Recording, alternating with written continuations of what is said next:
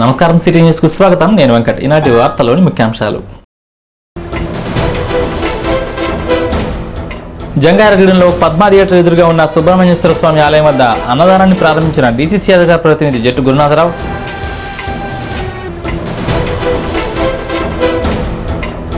ఈ నెల 20వ తేదీన చలో ఒంగోలు కార్యక్రమానికి సిద్ధమవ్వాలంటున్న ఎంఆర్పీఎస్ జిల్లా నాయకులు.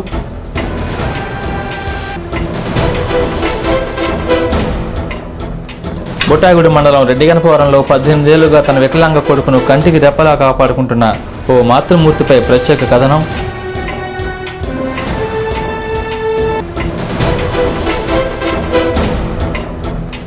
జంగారెడ్డిగూడెం పట్టణంలో మాట్లాడే చిలుకపై సిటీ న్యూస్ ప్రత్యేక కథనం.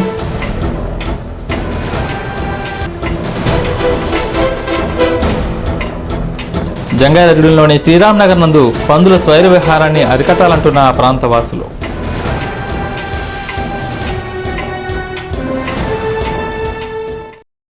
జంగారెడ్డిగూడెం పట్టణంలోని పద్మా థియేటర్ ఎదురుగా ఉన్న వీధిలో కొలువై ఉన్న సుబ్రహ్మణ్యేశ్వర స్వామి ఆలయం నందు షష్ఠి సందర్భంగా ఆదివారం భారీ అన్నదానం నిర్వహించారు. ఈ కార్యక్రమాన్ని డీసీసీ అధికార ప్రతినిధి జట్టు గురునాథరావు ప్రారంభించారు. ఈ కార్యక్రమంలో మాజీ వార్డు సభ్యులు పిండి రాము, గుండా సత్యనారాయణ, మోవా గంగబాబు, ఎండమూరి శ్రీనివాస్, ఎడ్లపల్లి నాగరాజు, అడ్వకేట్ కుప్పుల ప్రసాద్ సుమారు 5,000 మంది అన్నదాన కార్యక్రమంలో పాల్గొని సుబ్రహ్మణ్యేశ్వర స్వామిని దర్శించుకుని పూజలు చేశారు. ప్రతి పౌర్ణమికి, షష్ఠికి, మంగళ సోమవారాల్లో సుబ్రహ్మణ్యేశ్వర స్వామికి అభిషేకం చేస్తున్నట్లు తెలియజేశారు. ఈ సందర్భంగా స్వామివారికి డీసీసీ అధికార ప్రతినిధి జట్టు గురునాథరావు ప్రత్యేక పూజలు జరిపించారు. ఆలయ అభివృద్ధికి సంబంధించి తన వంతు పూర్తి సహాయ సహకారాలు అందిస్తామని గురునాథరావు ఆలయ కమిటీకి హామీ ఇచ్చారు. ఈ సందర్భంగా ఆలయ ప్రధాన అర్చకులు కుర్రెల రాంబాబు శాస్త్రి సిటీ న్యూస్ తో మాట్లాడారు.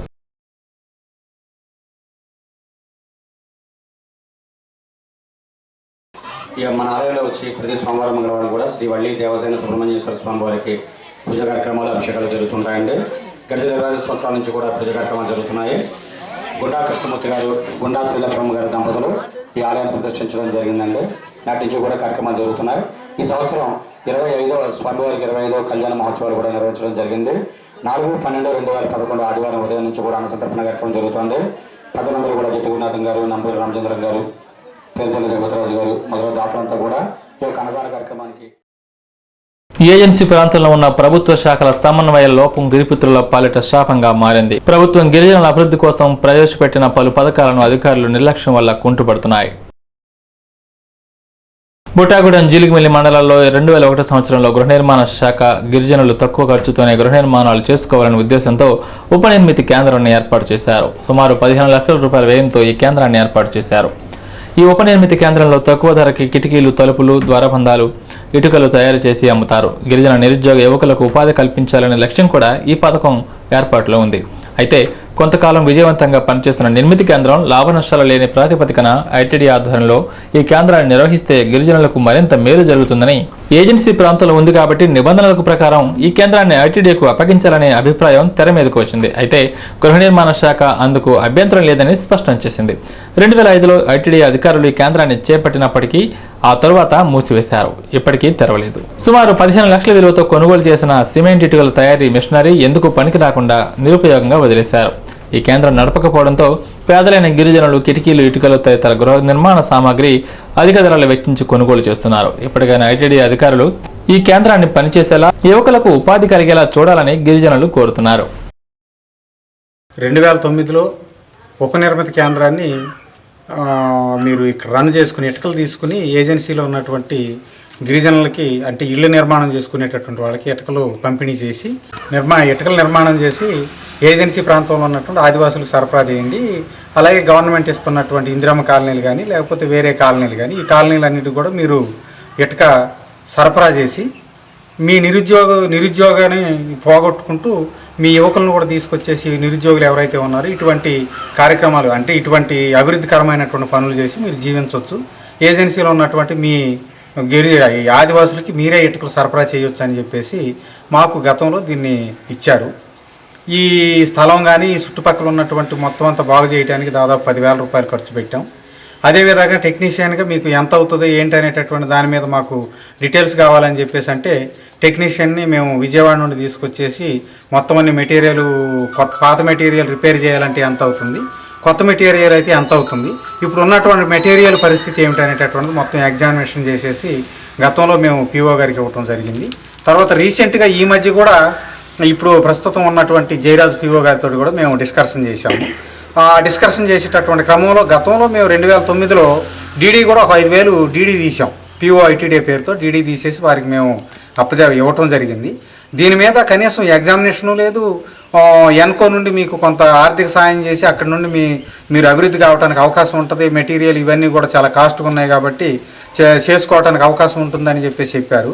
మేము ఎన్నిసార్లు కలిసినా ఎంత చేసినా అటు ఎన్కో వాళ్ళు పూసుకోవట్లేదు, ఇటు హౌసింగ్కి సంబంధించినటువంటి వాళ్ళు పూసుకోవట్లేదు. అదే రకంగా అణగారినటువంటి ఆదివాసులుగా మేము ఉన్నటువంటి మమ్మల్ని అభివృద్ధి చేయడానికి, ఆదివాసులను అభివృద్ధి చేయడానికి ఉన్నటువంటి ఐటీడీఏ కూడా ఎటువంటి అభివృద్ధి కార్యక్రమం దీన్ని అభివృద్ధి చేయడానికి పూసుకోవట్లేదు అనేటటువంటిది. జంగారెడ్డిలోని రాజుల కాలనీ నందు వేంచేసిన సుందర సుబ్రహ్మణ్యేశ్వర స్వామి ఆలయం వద్ద ఆదివారం అన్నదాన కార్యక్రమాన్ని ఘనంగా నిర్వహించారు. ఆలయ కమిటీ సభ్యులు, మాజీ మండల పరిషత్ ఉపాధ్యక్షులు నంబూరి రామచంద్రరాజు, మాజీ వార్డు సభ్యులు రాయపరాజు, జుజూరి శ్రీనివాసరెడ్డి, బిక్కిన సత్యనారాయణ, తూటికొండ దుర్గారావు, వెంకటేశ్వరరావు, శివసుబ్రహ్మణ్యం తదితరులు పాల్గొన్నారు. ఆలయ నిర్మాణకర్త పేరిచేల జగపతిరాజు, శ్రీరామరెడ్డి ఆధ్వర్యంలో సుబ్రహ్మణ్యేశ్వర స్వామి పూజా కార్యక్రమాలు నిర్వహిస్తున్నట్లు తెలిపారు. నూతన కమిటీ నియామకం ప్రోద్బలంతో ప్రతి ఏడాది స్వామివారికి పూజలు ఘనంగా నిర్వహిస్తున్నట్లు తెలియజేశారు.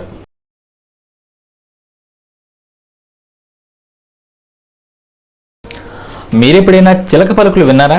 చిలుక విజిల్ వేయడం చూసారా? ఇలాంటివి మనం సినిమాలో చూసుంటాం. కానీ సిటీ న్యూస్ ప్రేక్షకుల కోసం చిలక పలుకులను స్వయంగా వినిపిస్తున్నాం, స్వయంగా చూపిస్తున్నాం. చూడండి.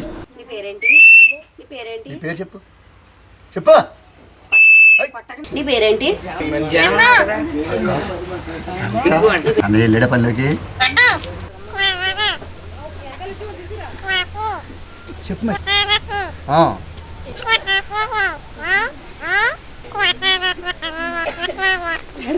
జంగారెడ్డిగూడెం పట్టణంలోని బైపాస్ రోడ్డు ప్రక్కనే ఉన్న ఇంద్రజిత్ గుప్తా నగర్లో నివాసం ఉంటున్న కోట వెంకటేశ్వరరావు గత 8 సంవత్సరాలుగా రామచిలుకను పెంచుతున్నాడు. ఆ చిలుక చిన్నగా ఉండగానే మాటలు నేర్పించాడు. ఆ చిలుకను తన చిన్న కొడుకుగా భావించి తనకు టింకు అనే పేరును పెట్టాడు. ప్రతిరోజు తన కుటుంబ సభ్యులను అమ్మ, నాన్న, అక్క, బావ అని పిలుస్తూ ఆ ప్రాంతంలో ఉన్న వారందరికీ ఆశ్చర్యం కలిగిస్తుంది.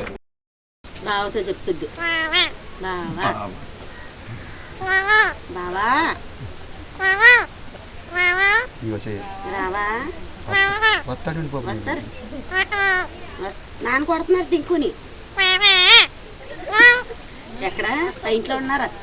చిన్నపిల్లలతో అయితే మరెంతో ఇష్టంగా మాట్లాడుతున్న ఈ చిలుక కొంతకాలం క్రితం బయటికి ఎగిరిపోయింది. ఒకరింటి దగ్గర ఉన్న చెట్టుపై ఎక్కి మాట్లాడుతున్న ఈ చిలుకను వారు పట్టుకున్నారు. ఈ విషయం తెలుసుకున్న వెంకటేశ్వరరావు వెళ్లి ఆ చిలుక తనదేనని చెప్పి తీసుకువచ్చి అప్పటి నుంచి మరింత ముద్దుగా పెంచుకుంటున్నాడు.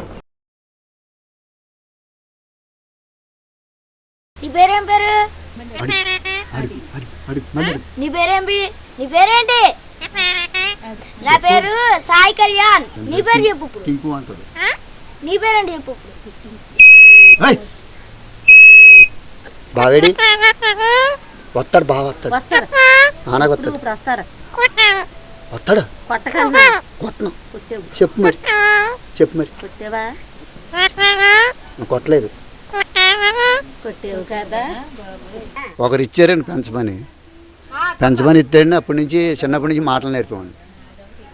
మాటలు నేర్పుతాండి. మాటలు వచ్చినాయి. నాన్న అంటుందండి, అమ్మ అంటుంది, అక్కానికి ఆకేస్తుందండి, అన్నీ బాగానే వచ్చినాయండి. 8 సంవత్సరాల నుంచి అలాగే జాగ్రత్తగా మేపుతున్నామండి. అన్ని మాటలు వచ్చినాయండి దీనికి. ఇది ఒకసారి పారిపోయిందండి. అదేంటి ఒకళ్ళ ఇంటికాడికి వెళ్ళిపోయింది, చెట్టు మీద ఉండి ఎవరెవరని అడుగుతుందండి. వాళ్ళు పట్టేసుకోవడానికి సిద్ధపడ్డారండి. మాదమ్మ అనేది మళ్ళీ పట్టుకుని తెచ్చుకున్నామండి. తెచ్చుకున్నాకండి అప్పుడు మళ్ళీ దొరికిందనండి దేవుళ్ళలోకి వెళ్ళిపోయామండి. మన దేవుడిని లేదండి, ఏసుప్రేపులోకి వెళ్ళిపోయాం. అప్పటి నుంచి ఇంకెవరిగా బయట తీయమండి, లేదా బయట తిరిగిదండి, ఆడుకునేదండి.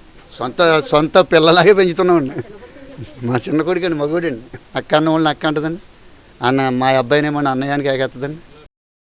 జంగారెడ్డిలోని గౌడ కమ్యూనిటీ హాల్ నందు మాదిగ రిజర్వేషన్ పోరాట సమితి ఆధ్వర్యంలో డివిజన్ స్థాయి సమావేశం ఆదివారం నిర్వహించారు. ఈ సమావేశానికి జిల్లా అధ్యక్షులు బయ్యారపు రాజేశ్వరరావు, ఎంఎస్ఎఫ్ రాష్ట్ర కార్యదర్శి వి సిద్ధు, జంగారెడ్డిగూడెం కన్వీనర్ కొత్తూరు చిన్న, జిల్లా నాయకులు సనమండ్రి కాంతారావు, ఉప్పాటి ప్రసాద్, వసంతటి మంగరాజు తదితరులు పాల్గొన్నారు. ఎంఆర్పీఎస్ ఒంగోలులో పుట్టిందని ఈ నెల 20వ తేదీన మాదిగ విద్యార్థి సింహగర్జన మహాసభను నిర్వహిస్తున్నట్లు రాజేశ్వరరావు తెలియజేశారు. మందాకృష్ణ మాదిగ నాయకత్వం వర్ధిల్లాలంటూ నినాదాలు చేశారు. ఏబీసీడీ వర్గీకరణలో భాగంగా ఈ మహాసభను నిర్వహిస్తున్నట్లు తెలిపారు.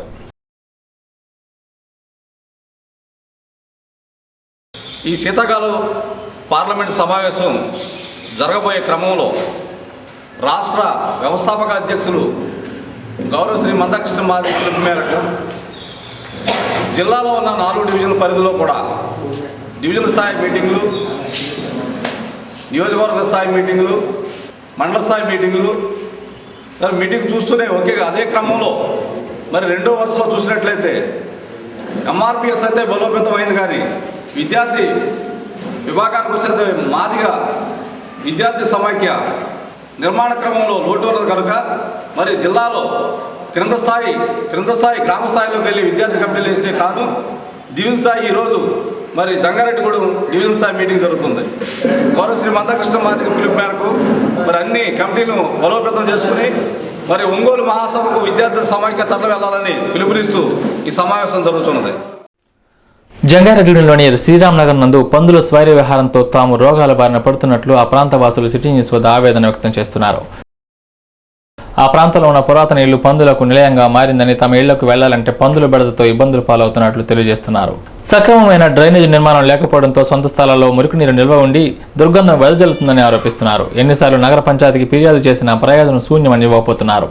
డ్రైనేజీ నిల్వ నీటిలో పందులు సేద తీరుతున్నాయని, భరించలేని దుర్గంధం కారణంగా ఆ ప్రాంతంలో నివాసాలు చేయలేకపోతున్నట్లు చెబుతున్నారు. ఎప్పటికైనా పట్టణానికి దూరంగా పందుల పెంపకాలు చేపట్టి తమ ఆరోగ్యాలను కాపాడాలని విజ్ఞప్తి చేస్తున్నారు. ఆ ప్రాంతంలోనే తమ కంటి ముందే పందులను కాల్చుతున్నారని సిటీ న్యూస్ కు శ్రీరామ్నగర్ వాసులు మొరపెట్టుకున్నారు. బుట్టగూడెం రోడ్లో కోడే రోడ్లో ఉంటున్నామండి. మాకేమో పందులు ఇబ్బంది బాగా ఎక్కువగా ఉంది. ఆ పిల్లలతో చాలా ఇబ్బంది పడుతున్నారు. చంటి పిల్లలతో ఉండలేకపోతున్నారు. దోమలు అవి చెప్తుంటే వీళ్ళు ఏం చేసుకోండి, ఎవరు రమ్మంటారు రమ్మన్నా చెప్తున్నారు. అది చాలా చిరాగ్గా ఉంటుంది. అంతా చూడండి అంత వచ్చి ఎలాగ ఉంటుందో. అసలు ఎలా ఉండాలంటారు మేము ఇక్కడ? మేము స్థలాలు కొనుక్కునేదండి, పారంభోగ స్థలాలు కాదు మాది. ఇలా అయితే ఎలాగ చెప్పండి. అసలు ఈ పందుల వ్యాపారాలు ఏమో మేము అసలు ఉండలేకపోతున్నాం ఇక్కడ. ఇప్పుడు ఖాళీ చేసి అంటాకైనా అద్దెలు కాదు కదమ్మా, అవి సొంత ఇల్లే కదా. ఆ పందులు బురదలో దొల్లేస్తున్నాయండి బాగానే. బురదలో దొల్లేస్తుంటే మరి అడుగుతుంటే మరి వాళ్ళు ఏమంటారంటే మీ ఇష్టం వచ్చినట్టు చేసుకోండి, ఎవరో చెప్పుకుంటారో చెప్పుకోండి అంటున్నారండి. మేము ఎవరు చెప్పుకోవాలో మాకు అర్థం కాక మేము అలాగే వదిలేసామండి. డ్రైనేజీ కూడా మరి మా స్థలంలో కలిపేశారండి. మేము డబ్బులు పెట్టి కొనుక్కున్నాం, లక్షలు పోసామండి అక్కడండి. ఇప్పుడు ఏం చేయాలో ఎలా చేయాలో మాకు అర్థం కావట్లేదండి. ఏం చేయమంటారో ఒకసారి చెప్తే బాగుంటుందండి. మరి మాకు వైద్యులు చేసిన తప్పిదానికి ఓ తల్లి 18 సంవత్సరాలుగా నరకయాతన అనుభవిస్తోంది. పూర్తి మానసిక అంగవైకల్యంతో ఉన్న తన కుమారుడు పండును కంటికి రెప్పలా కాపాడుకుంటూ వస్తుంది. బుట్టాయిగూడెం మండలం రెడ్డిగనపురం గ్రామానికి చెందిన సన్నయిల నాగమణి అనే మహిళ 20 సంవత్సరాల క్రితం తన భర్త పగిడితో కూలి పని నిమిత్తం భీమవరం దగ్గరలో చిలుకూరు గ్రామం నుండి రెడ్డిగనపురం వలస వచ్చారు. 2 సంవత్సరాల అనంతరం గర్భం ధరించిన నాగమణి భీమవరం ప్రభుత్వాసుపత్రికి డెలివరీ నిమిత్తం వెళ్ళింది. ఆపరేషన్ చేసి తన బిడ్డను తీసే సమయంలో డాక్టర్ల చేతిలో ఉన్న కత్తి వల్ల తన బిడ్డ మెదడు నరాలు సాగిపోయాయి. ఈ విషయం కొద్ది రోజుల తర్వాత తెలుసుకున్న తల్లిదండ్రులు ప్రైవేట్ ఆసుపత్రికి తీసుకువెళ్లారు. అక్కడ డాక్టర్ చెప్పిన మాట విని ఒకేసారి గుండె పగిలిన పనైంది. తన బిడ్డ ఎప్పటికీ నడవలేడని, మాట్లాడలేడని, ఎదుగుదల ఉండదని డాక్టర్లు చెప్పారు. మెదడు నరాలు సాగిపోవడం వల్ల ఇలా జరిగిందని చెప్పారు. పేదవాళ్ళైన నాగమణి కుటుంబ సభ్యులు ఏమీ చేయలేకపోయారు. అప్పటి నుండి తన కుమారుణ్ణి ఎంతో ప్రేమగా చూసుకుంటూ వస్తున్నారు. ఇక ఆ యువకుడికి అప్పటి నుండి అన్నీ మంచం మీదే. పిచ్చి అరుపులు, వేదికేకలు వేయడం తప్ప అతనికి ఏమీ తెలియదు. 3 సంవత్సరాల క్రితం తన భర్త చనిపోవడంతో తన జీవితం మరింత దయనీయంగా మారింది. కనీసం తినడానికి తిండి లేని పరిస్థితి ఏర్పడింది. ఏదైనా పనికి వెళ్దామంటే తన కుమారుడికి అన్నం పెట్టేవారు ఉండరు. తన కుమారుడికి వచ్చే వికలాంగ పింఛన్ 500 రూపాయలు, తనకు వచ్చే వితంతు పింఛన్ 200 రూపాయలతో కాలం వెళ్లదీస్తుంది ఈ తల్లి. కనీసం ఉండడానికి ఇల్లు కూడా లేకపోవడంతో ఆ గ్రామంలో రైతు రుద్రరాజు లచ్చిరాజుకు చెందిన గొడ్ల చావిడిలో తలదాచుకుంటున్నారు. వారి పరిస్థితిని స్వయంగా చూసిన రైతు లచ్చిరాజు వారికి 5 సెంట్ల భూమిని ఉచితంగా అందజేశారు. ఆ స్థలంలో ఇల్లు నిర్మించుకోవడానికి తన వద్ద చిల్లిగవ్వ కూడా లేదని, ప్రభుత్వం తనకు అయ్యేవై ఇల్లు మంజూరు చేయాలని, దాతలు సహకరించాలని అర్థిస్తుంది. తన కుమారుడి వయసున్న పిల్లలను చూస్తే తనకు ఎంతో బాధ కలుగుతుందని, తన కుమారుడి కోసమే బ్రతుకుతున్నానని, లేదంటే ఎప్పుడో తాను కూడా చనిపోయేదానని కన్నీటి పర్యంతమవుతుంది ఆ తల్లి. నెలకు 700 రూపాయలతో బ్రతకలేకపోతున్నానని, సహృదయులు ఎవరైనా స్పందించి తనకు ఇస్త్రీ పెట్టి బల్లా కొనిస్తే తన కులవృత్తి చేసుకుని తన కొడుకుతో బ్రతుకుతానంటుంది. ఎవరన్నా ఆపరేషన్ చేసేటప్పుడు అండి నెత్తికి కత్తి దిగిపోయండి, కత్తి దిగండి నరం తెగిపోయిందండి. తెగిపోయిన కానీ బాబు నడవడండి అలాగే ఉంటాడండి. ఎదుగుదల లేదండి, చిన్నపిల్లోడ్లు చేటలాగే ఉంటాడండి. వాళ్ళ నాన్నగారు ఉండకండి కూలి పని చేసేవారండి. కూలి పని చేసండి తెచ్చి మేము పోషణకారం గడుపుకునేవాళ్ళం అండి. వాళ్ళ నాన్నగారు పోయిన కాడి నుంచి అంటే పోషణగారం ఏమీ లేదండి. మాకు పిల్లోడికి నెలకే 500 ఇస్తున్నారండి, నాకు 200 ఇస్తున్నారండి. ఆ 700తోనే పెన్షన్తో అలాగ బతుకుతున్నామండి. మాకు తలం ఇచ్చారండి రాజులు, కట్టుకునే పరిస్థితి లేదండి. కాలనీ వచ్చిందండి, కట్టుకునే పరిస్థితి ₹1 డబ్బులు కూడా లేవండి. ఆ 700తోనే అలా బతుకుతున్నామండి. పనికి గట్ట ఏమీ లేదండి. బావని చూసుకుని ఆ 700తోనే అలా గడుపుకుంటున్నామండి. బావకు మధ్యాహ్నం భోజనం పెట్టేవాళ్ళు ఉంటారండి, నీళ్ళు పట్టేవాళ్ళు ఉంటారని అండి. ఇంకెటు వెళ్తలేదండి, బావని వేసుకుని ఇంటికాడే ఉంటాను. మేము రాజుల ఇంట్లో షెడ్లో ఉంటున్నామండి. ఖాళీ స్థలం ఉందండి, ఏమన్నా గవర్నమెంట్ వారు సాయం చేస్తే అండి ఇల్లు కట్టుకోగలదండి, లేకపోతే కట్టుకునే పరిస్థితి లేదండి. ఎప్పుడైనా బాధ వస్తుందండి. ఆ పిల్లోడి వయసు పిల్లల్ని చూస్తాడు, నా కొడుకులాగా ఉన్నాడు, ఎంత వచ్చిన బతుకు భర్త లేకపోయినా పిల్లోడి కోసం బతకవలసి వస్తుందని బాధ వస్తుందండి. ఆ పిల్లని చూసుకుని ఏడుతామండి. జ్వరం వచ్చినా ఏమొచ్చినా చెప్పడండి, ఏంటో మాకు తెలియదండి. అందుకనే బాధపడుతూ ఉంటానండి బాబుని చూసుకుని. 18 సంవత్సరాలండి బాబుకి.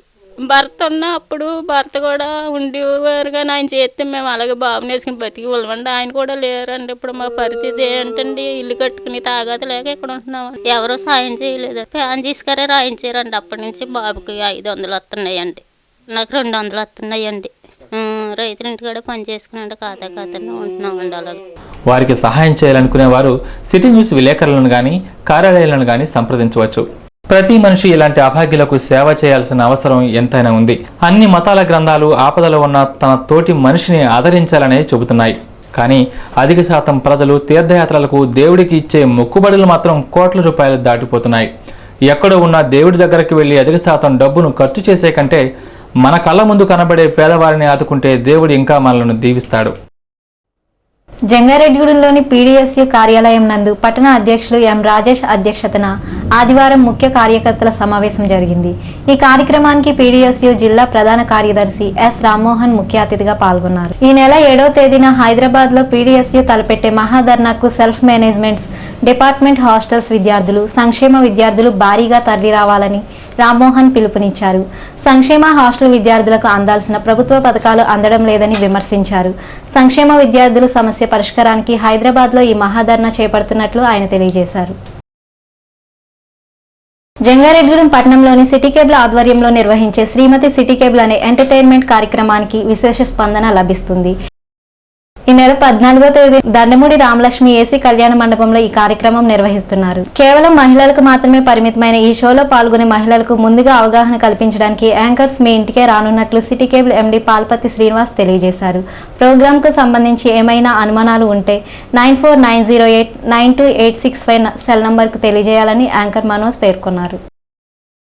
వినూత్నమైనటువంటి కార్యక్రమంలో సిటీ కేబుల్ మరియు ఇక్కడ నాతో పాటు ఉన్నటువంటి శ్రీమతి సాయిబాల్ పద్మ గారు, రామలక్ష్మి గారు, శ్రీమతి శైలజారాణి, భారతి గారు, వీరందరి ఆధ్వర్యంలో ఇంటికి పరిమితమైనటువంటి గృహిణుల కోసం జంగారెడ్డిగూడెంలో శ్రీమతి జంగారెడ్డిగూడెం అనే కార్యక్రమాన్ని సిటీ కేబుల్ వారి ఆధ్వర్యంలో నిర్వహించడానికి శ్రీమతులందరూ కూడా ఈ కార్యక్రమంలో పాల్గొనాలని, దానికి అందరూ సహకరించి ముందుకు రావాలని కోరుతూ మీకు దీని వివరాలు సిటీ కేబుల్ ఆఫీస్లో లేదా వచ్చేటువంటి యాడ్లో మీరు చూసి ఆ ఫోన్ నెంబర్స్ ద్వారా తెలుసుకోవాలని కోరుతున్నాం. అన్ని రంగాల్లో ముందున్న జంగారెడ్డిగూడెంలో కొత్తగా సిటీ కేబుల్ వారు ఈ కార్యక్రమం ఏర్పాటు చేయడం జరిగింది.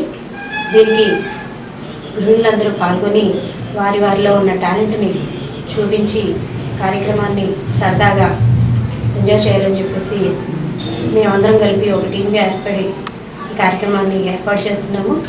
దీనిలో గెలిచిన వారికి సిటీ కేబుల్ వారు మనీ ప్రైజ్ ఇవ్వబోతున్నారు. ప్రతి ఒక్కరూ ఈ అవకాశాన్ని సద్వినియోగపరుచుకొని వారిలో ఉన్న ప్రతిభను చూపించాలని చెప్పేసి మేమందరం కోరుచున్నాము. ఎవరైనా ఏదన్నా డౌట్స్ ఉంటే సిటీ కేబుల్ వారిని, అలాగే వారు యాడ్లో చూపించే ఫోన్ నెంబర్ని కాంటాక్ట్ చేసినా లేకపోతే మమ్మల్ని అందరినీ కాంటాక్ట్ చేస్తే మేము కూడా మీకు తెలియజేస్తాం. జంగారెడ్డిగూడెం సిటీ కేబుల్ ప్రేక్షకులకు అందిస్తున్న శ్రీమతి సిటీ కేబుల్ ఈ కార్యక్రమానికి మీరు అందరూ కూడా ఇప్పటివరకు ఏంటంటే టీవీ షోలకు మాత్రమే చాలామంది పరిమితమైనటువంటి ఇలాంటి గేమ్ షోస్ని మొట్టమొదటిసారిగా మన సిటీ కేబుల్ ఏంటంటే ఇక్కడ ఉన్న మహిళలకు కూడా ఇలాంటి గేమ్ షోస్ని కంపల్సరీగా అందరికీ అందించాలని శ్రీమతి సిటీ కేబుల్ అనేది మహిళలకు మాత్రమే. ఇది ఈ సిటీ కేబుల్ చూసిన ప్రేక్షకులందరికీ కూడా మన సిటీ జంగారెడ్డి మాత్రమే కాకుండా చుట్టుపక్కల ఉన్న పరిసర ప్రాంతాలు ఉన్నటువంటి మహిళలందరికీ కూడా ఈ యొక్క కార్యక్రమాన్ని మేము అందిస్తున్నామండి. మరి ఈ కార్యక్రమంలో మీరు పాల్గొనాలంటే ఈ కార్యక్రమం చూసి చాలామంది అనుకుంటారు ఏంటి ఈ కార్యక్రమంలో వెళ్తే డాన్స్లు ఉంటాయా, సింగింగ్ చేయాలా, లేకపోతే పాటలు పాడాలా, ఇలా రకరకాలు అనుకుంటుంటారు. కానీ మెయిన్గా ఈ కార్యక్రమంలో ఏంటంటే మీరు డాన్సులు చేయవలసిన లేదు, సింగింగ్ చేయవలసిన లేదు, బట్ మీలో ఉన్నటువంటి ఒక నైపుణ్యం ఉంటుంది. అంటే కొంతమందికి ఏంటంటే నేను పెయింటింగ్ వేయగలను, లేకపోతే నేను అది బాగా చేయగలను, లేకపోతే సమ్ మ్యాజిక్ చేయగలను, ఇలా చాలామంది ఉంటాయి కదా. సో మీలో ఉన్న ఆ నైపుణ్యాన్ని ప్రదర్శించడం కోసమే మేము పెట్టే ఒకే ఒక్క టాలెంట్ షో శ్రీమతి సిటీ కేబుల్. ఈ టాలెంట్ షోలో మీరు పాల్గొనాలంటే వెంటనే మీ నెంబర్స్ని అలాగే మీ పేరును ముందుగా నమోదు చేసుకోవాలి.